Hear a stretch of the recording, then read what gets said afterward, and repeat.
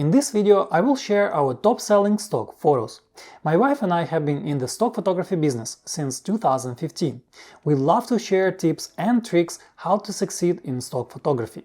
Please subscribe to our channel for more useful content for photographers in the future. We have over 40,000 stock photos for both myself and my wife. We take not only commercial photos, but also editorial stock photos. If you do not take editorial stock photos, we highly recommend doing so. They sell extremely well for us too. So let's start with my best sellers on Shutterstock first and then move on to Adobe Stock. Here are the top 10 images. Of course, the longer a photo has been up for sale, the more earning potential it has. What's interesting is that most of these images depict a simple object or concept. For instance, these help wanted and for rent photos sell well across all platforms. Whenever someone writes about high rents or employment problems, they license these photos. Also, I have these two photos of a Japanese garden in London. They have been selling well too. I also have a video of this exact scene that is also my best-selling stock video. Simple yet beautiful nature scenes of a particular culture are always in demand. Interestingly, most buyers searched for the keywords waterfall, garden and landscape. The keyword Japanese didn't show up that often. The next photo is this bull statue photo, which is famous in New York City. There are so many of such photos out there on the internet.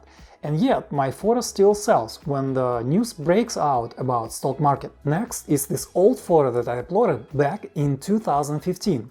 For this reason alone, it's been my best seller because it's just been up there for so long. It's a simple concept, and yet, whenever buyers write something about New Orleans or its festivals or jazz festival, they license this photo and it comes handy. Next is this photo of a cat looking out of the window by the door. The photo doesn't have the best composition. You can see that there is some mess going on in the background on the left side. And yet, it's a great concept photo of a sad cat left alone waiting for her owner. Many pet-focused websites write articles about health problems pets experience. This stock photo has proven to be my bestseller in this category. Most of these photos were licensed hundreds and hundreds of times before they became my bestsellers. And this is generally true in stock photography. Of course, there are some outliers here and there. For instance, this image that I took in Aspen, Colorado, and it was early winter. And someone licensed this photo one time and he paid or she paid, I don't know, if I remember correctly, close to $200. And the second time was something small. So there are outliers, but for the most part, it's people licensing these photos many times before they actually add up. Also, interior photos sell extremely well on Shutterstock. They are everywhere in my top 20, top 30 best-selling photos. So now let's move on to Adobe Stock and take a look at my best-selling stock photos there by downloads. As you can see, many of these photos, especially commercial photos, they coincide with those in Shutterstock. Note that before 2019, Adobe Stock accepted only commercial stock photos. But since then, it has changed and now they accept something called illustrative editorial images. They are distinct compared to standard editorial images. I included a link to the Adobe guide which explains in detail what illustrative editorial images are. As you can see, photos of interiors are my best sellers on Adobe Stock.